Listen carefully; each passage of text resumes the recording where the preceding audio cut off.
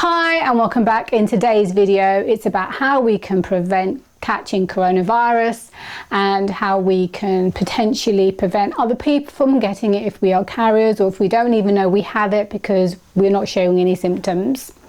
So this one's a pretty simple video.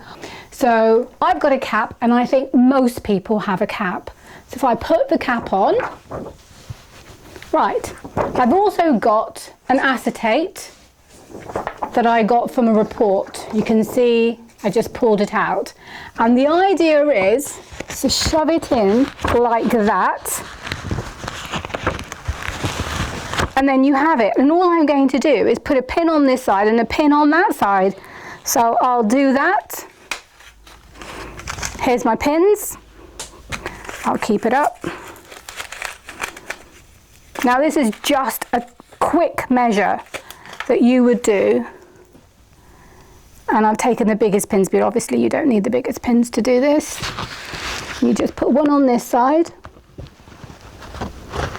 I'll just show you what I'm doing. I'm putting one on this side, and that's inside and going through the acetate, and the other one, again, you don't need it to be this large, and you can definitely do it in such a way where it's not so visible to the eye.